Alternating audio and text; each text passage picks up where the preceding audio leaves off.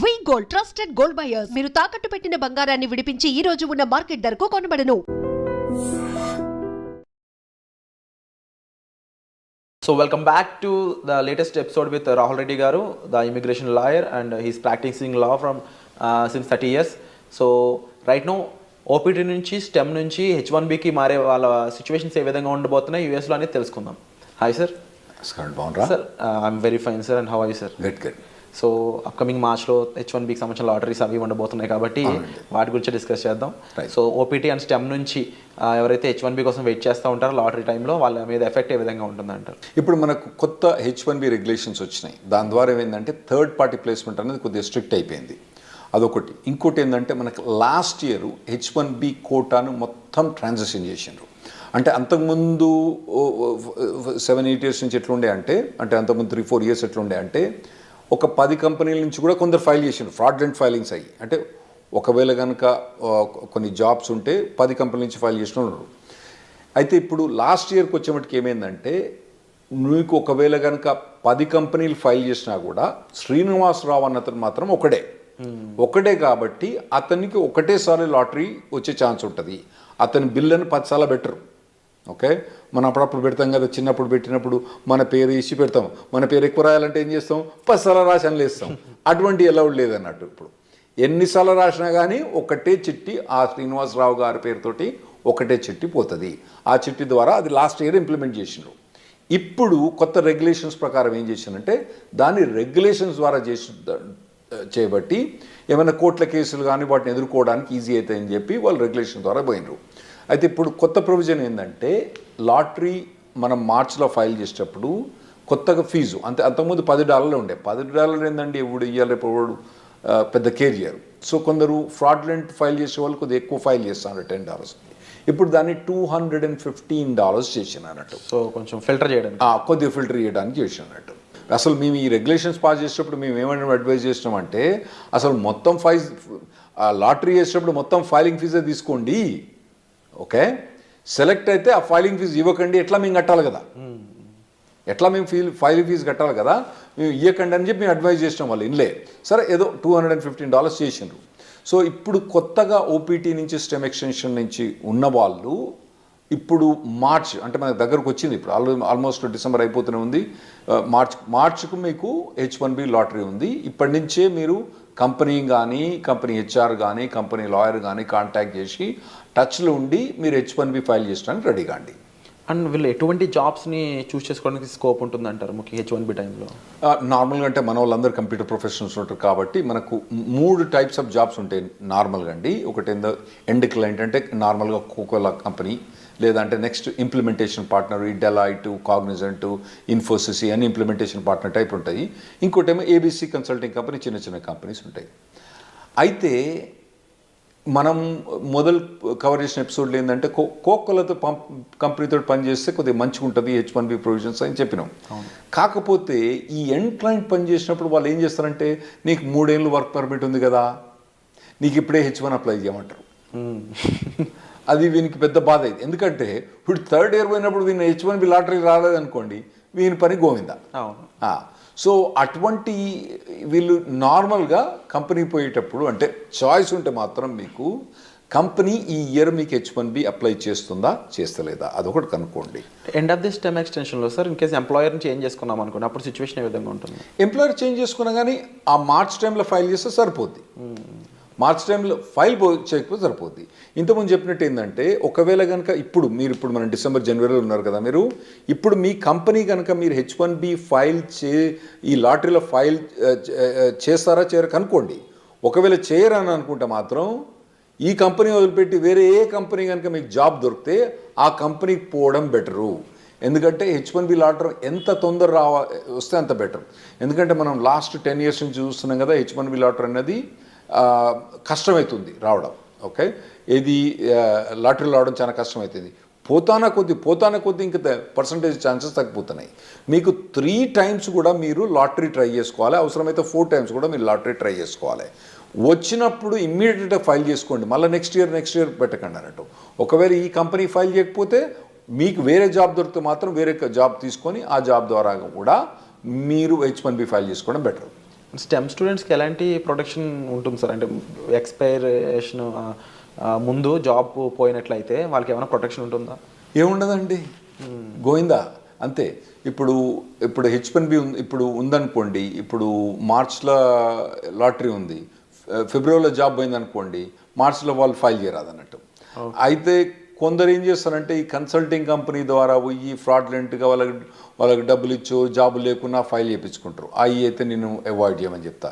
ఎందుకంటే మీరు లాంగ్ రన్లో చూసుకోండి, మళ్ళీ కాకపోతే ఇండియాకి వచ్చి మీరు మళ్ళీ H1B లాటరీ అప్లై చేసుకోవచ్చు, కానీ ఇటువంటి ఫ్రాడ్లెంట్ కంపెనీస్ మాత్రం పోకండి.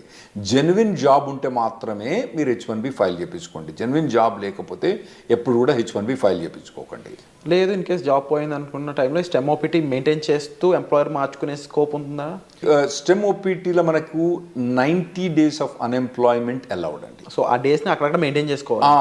అదే అక్కడ మెయింటైన్ చేసుకోవచ్చు. మెయింటైన్ చేసుకొని దెన్ వేరే జాబ్ కనుక హాప్ ఆన్ అయితే అప్పుడు H1B ఫైల్ చేసుకోవచ్చు. కాకపోతే ఈ మార్చ్లో ఈ H1B లాటరీ ఎప్పుడు ఫైల్ చేస్తారు? మార్చ్ 1st నుంచి టిపికల్గా మార్చ్ 20th కొద్దిగా డేట్స్ అటు ఇటు చేంజ్ అవుతా అంటే ఒక 5-6 రోజులు అటు ఇటు చేంజ్ అవుతా అంటే ఆ టైంలో కనుక జాబ్ లేకపోతే కథం మనోడు మళ్ళీ నెక్స్ట్ ఇయర్ వెయిట్ చేయాల్సి వస్తుంది. ఈ 90 days కాకుండా, ఈ టైం పీరియడ్ కాకుండా స్టెమ్ ఓపీని ఎక్స్టెన్షన్ చేసుకోలేమంటారా? స్టెమ్ ఓపీటీ అంటే 90 days అన్ఎంప్లాయ్మెంట్ ఎక్స్టెండ్ చేసుకోవడమా, లేదా 2 years స్టెమ్ ఓపీటీని ఎక్స్టెండ్ చేసుకోవడం? లేదండి, స్టెమ్ ఓపీటీ అన్నది 2 yearsకి లిమిటెడ్. అయితే అందులో కొన్ని చిన్న చిన్న ఎగ్జామ్షన్స్ ఉన్నాయి. ఇప్పుడు H1B అన్నది మనం మార్చ్లో లాటరీ ఫైల్ చేసినా కూడా యాక్చువల్ H1B అనేది అక్టోబర్ దాకా స్టార్ట్ కాదు. అయితే ఒకవేళ స్టెమ్ ఎక్స్టెన్షన్ కనుక ఈ ఏప్రిల్ నుంచి అక్టోబర్ మధ్యలో కనుక ఒకవేళ స్టెమ్ ఎక్స్టెన్షన్ ఎగ్జాస్ట్ అవుతుంది అనుకోండి, అంటే ఇతని స్టెమ్ ఎక్స్టెన్షన్ జూన్లో ఎక్స్పైర్ అవుతుంది అనుకోండి, ఇతను H1B ఫైల్ చేస్తే ఈ స్టెమ్ ఎక్స్టెన్షన్ ఆటోమేటిక్గా జూన్ నుంచి అక్టోబర్ దాకా ఎక్స్టెండ్ అయింది. అట్లా కొన్ని లిమిటెడ్ ఎగ్జామ్షన్, దాన్ని మేము క్యాప్ గ్యాప్ అంటాం అన్నట్టు. క్యాప్ గ్యాప్ అంటాం. అది ఎప్పటి నుంచి? నార్మల్గా టిపికల్గా ఏప్రిల్ నుంచి అక్టోబర్ దాకా ఎక్స్టెండ్ అయింది. ఏది కంపెనీ ఏదైతే కంపెనీ ఉందో H1B change of status file చేస్తే ఆటోమేటిక్గా క్యాప్ గ్యాప్ అన్నది ఏప్రిల్ నుంచి అక్టోబర్ దాకా ఎక్స్టెండ్ అయింది. అండ్ మనం ముందు మాట్లాడుకున్న ఈ రూల్స్ అండ్ రెగ్యులేషన్స్ అన్నీ కూడా పార్ట్ టైంలో కూడా అప్లైకబుల్ అవుతాయా? అంటే ఇప్పుడు స్టెమ్ వాళ్ళు పార్ట్ టైం కూడా సేమ్ ఇదే చేయొచ్చా, లేదా ఫుల్ టైమే చేయాలి కంపల్సరీ? మీరు అన్నట్టు ఒకవేళ కనుక H1B జాబ్ ఫైల్ చేసిన అనుకోండి, పార్ట్ టైం కూడా వాళ్ళు ఎక్స్టెండ్ చేసుకోవచ్చు. ఏది టిపికల్గా ఏప్రిల్ నుంచి అక్టోబర్ దాకా. అయితే ఇప్పుడు కొత్తగా వచ్చిన రెగ్యులేషన్స్ ఏవైతే January 17, 2025 అప్లిక్ అవుతాయో దానికి యాక్చువల్లీ స్టూడెంట్స్ కొద్దిగా ఈజీ ప్రొవిజన్ ఇచ్చిండ్రు. కపుల్ ఆఫ్ ప్రొవిజన్స్ ఏమి ఇచ్చిందంటే, ఒకవేళ నార్మల్గా మేము H1B ఫైల్ చేసినప్పుడు అక్టోబర్ 1st డేట్ పెట్టే ఫైల్ చేయాలి, అక్టోబర్ 2nd ఫైల్ చేయొద్దని చెప్పినట్టు. ఇప్పుడు కొత్తగా ఏంది, నువ్వు ఎక్స్టెండెడ్ డేట్స్ అంటే ఇంకా లేట్ డేట్ తోటి కానీ మేము ఒకవేళ కనుక ఏప్రిల్లో మేలో ఫైల్ చేసినా కూడా కొద్దిగా లేట్గా స్టార్ట్ డేట్ అంటే వీని స్టెమ్ ఎక్స్టెన్షన్ ఉంటుంది కదండి, ఈ స్టెమ్ ఎక్స్టెన్షన్ ఎక్కువ వాడుకోవడానికి ఇంకా ఎక్కువ రోజులు పెట్టుకొని, అంటే అక్టోబర్ 1st కాకుండా డిసెంబర్ కానీ జనవరి కానీ స్టార్ట్ డేట్ పెట్టుకొని మేము H1B ఫైల్ చేసుకోవచ్చని కొత్త రెగ్యులేషన్ వచ్చింది. ఇది స్టెమ్ ఎక్స్టెన్షన్ ఉన్న వాళ్ళకు, ఓపీటీ ఉన్న వాళ్ళకి చాలా అడ్వాంటేజ్ అండి. ఎందుకంటే అనవసరంగా 6 years H1B వాడరు. ఇంకోటి ఏంటంటే వీళ్ళకు ఓపీటీ స్టెమ్ ఎక్స్టెన్షన్స్లా వీళ్ళకు 7% ఇన్కమ్ ట్యాక్స్ రిబేట్ వస్తుంది. H1B పోయినప్పుడు రాదు, అంటే దాన్ని యాక్చువల్లీ ఇన్కమ్ ట్యాక్స్ అన్నాము, సోషల్ సెక్యూరిటీ అంటాము. ఆ సోషల్ సెక్యూరిటీ అన్నది వీళ్ళు కట్టని అవసరం లేదు. సో ఆ ఎగ్జామ్షన్ కూడా ఇది వీళ్ళు ఎక్కువ వాడుకోవచ్చు. ఆ ప్రొవిజన్స్ కూడా ఇచ్చిండ్రు. ఇంకోటి ఏది స్టార్ట్ డేట్ లేట్ చేయొచ్చు అని ఉంది కదా. ఇంకోటి నేను ఏం చెప్పినా, స్టెమ్ ఎక్స్టెన్షన్ కానీ ఓపీటీ కానీ ఏప్రిల్ నుంచి అక్టోబర్ దాకా H1B ఫైల్ చేస్తే ఆటోమేటిక్ అక్టోబర్ దాకా ఎక్స్టెండ్ అవుతుందని చెప్పిన. దాన్ని క్యాప్ గ్యాప్ అంటాం. దాన్ని వాళ్ళు ఏం చేశారంటే క్యాప్ గ్యాప్ అన్నది అక్టోబర్ దాకా కాకుండా ఏప్రిల్ అంటే మళ్ళీ నెక్స్ట్ ఏప్రిల్ దాకా వాళ్ళు ఎక్స్టెండ్ చేసినట్టు, అంటే దాదాపుగా 1 year ఎక్స్టెండ్ చేసినట్టు. ఓకే. కాకపోతే దాని కిటికీ ఏంటంటే ఈ క్యాప్ గ్యాప్కు H1B అన్నది ఫైల్ చేయడం కంపల్సరీ. చేసిన వాళ్ళకి మాత్రం లాటరీలో సెలెక్ట్ అయ్యి H1B ఫైల్ చేసిన వాళ్ళకే ఈ క్యాప్ గ్యాప్ వర్తిస్తుంది. అంటే ఇప్పుడు తర్వాత ఈ క్యాప్ గ్యాప్ ఎక్స్టెన్షన్ కూడా H1B లాటరీలో సెలెక్ట్ అయ్యి H1B ఫైల్ చేసిన వాళ్ళకే ఈ క్యాప్ గ్యాప్ అన్నది వర్తిస్తుంది. అంటే ఈ ప్రొవిజన్ నార్మల్గా తీసుకొచ్చిన అవసరం ఏం పడిందంటే, H1B నార్మల్గా 5-6 మంత్స్లో అప్రూవ్ అయిపోద్ది. లేదంటే మనోడు ఎక్కువ పైసలు కట్టేస్తారు 3 వారాలకే అప్రూవ్ అవుతుంది ప్రీమియం ప్రాసెసింగ్కి. కొత్త అడ్మినిస్ట్రేషన్ వస్తుంది కదా, కొత్త అడ్మినిస్ట్రేషన్ అప్పుడు ఈ కొత్త అడ్మినిస్ట్రేషన్ కొత్తదేం కాదు, అంతకుముందు ఉన్నదే. అంతకుముందు మమ్మల్ని నరక యాతలు పెట్టింది ఈ అడ్మినిస్ట్రేషన్. వాళ్ళు ఈ ప్రీమియం ప్రాసెసింగ్ ఇవన్నీ సస్పెండ్ చేసినారు. అయితే ఇప్పుడు క్యాప్ అనేది అక్టోబర్ దాకానే, ఇదివరకు పాత రూల్స్ ప్రకారం అక్టోబర్ దాకానే ఎక్స్టెండ్ అయ్యి అక్టోబర్లో H1 అప్రూవ్ కాలేదనుకోండి, ఇడు జాబ్ చేయకుండా కూర్చోవాలి. అప్పుడప్పుడు పెద్ద కంపెనీలు ఏం చేస్తాయి, జాబ్ చేయకపోతే పో నీ H1 తీసేస్తాను తీసిపో, జాబ్ తీసేసిపోతాడు. అప్పుడేమవుతుంది, నా గరక నా ఘాటక అవుతాడు వీడు. అయితే ఇప్పుడు కొత్త ప్రొవిజన్ ప్రకారము ఒకవేళ ట్రంప్ అడ్మినిస్ట్రేషన్ వచ్చి H1 ప్రీమియం ప్రాసెసింగ్ తీసేసినా, అంటే ఎక్స్ట్రా $2,500 కట్టినా కూడా, దానికి ఎక్కువ ఫాస్టర్ ప్రొవిజన్ తీసేసినా కూడా, మనోడు అక్టోబర్ దాటిన తర్వాత, అంటే వీని వర్క్ పర్మిట్ ఒకవేళ జూన్లో అయిపోయినా కూడా అక్టోబర్ దాకా కాకుండా మళ్ళీ ఏప్రిల్ దాకా ఇతను జాబ్ క్యాప్ మీద జాబ్ చేసుకోవచ్చు. అది ఈ January 17th మనకు వచ్చే రెగ్యులేషన్స్ తోటి చాలా అడ్వాంటేజ్ అవుతుంది మనకు. ఓవరాల్గా డిఫరెంట్ అప్లికేబుల్స్ అయితే రానున్నాయి అనేది అర్థమవుతుంది క్లియర్గా. అండ్ కొన్ని బెనిఫిషరీస్ కూడా కనిపిస్తూ ఉన్నాయి డెఫినెట్లీ.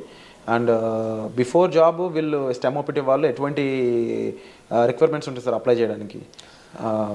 అంటే ఓపీటీ స్టెమ్ ఎక్స్టెన్షన్ ఈ రెండిట్లు అంటారా? అంటే వీళ్ళు మొదటి నుంచి కాలేజీలో చదువుతున్నప్పుడే వీళ్ళకు ఆన్ క్యాంపస్ రిక్రూట్మెంట్ నడుస్తుంటుందండి, వాటిల్లో పార్టిసిపేట్ చేయాలి. ఇంకోటి ఏంటంటే మీకు ఇంతకుముందు చెప్పినట్టు ఏంటంటే వీళ్ళు మొదటి నుంచి కూడా ఏదో టెక్నాలజీ తీసుకొని, హాట్ టెక్నాలజీ తీసుకొని, కరెంట్ టెక్నాలజీ తీసుకొని దాని మీద కంప్లీట్గా ఇంటర్న్షిప్స్ కానీ, తర్వాత ఎడ్యుకేషన్ కానీ, ట్రైనింగ్ కానీ తీసుకొని, ఒకవేళ టెక్నాలజీ మారితే మళ్ళీ ఇమీడియట్గా మారండి టెక్నాలజీ. కానీ ట్రైనింగ్ అన్నది ఇక్కడ కూర్చొని ఆ సినిమాలు చూసిన దానికి వీటి చూసిన దానికన్నా ఇటు పక్క పోయి ఈ ట్రైనింగ్ ఇటువంటివన్నీ తీసుకోవడం చాలా మంచిది.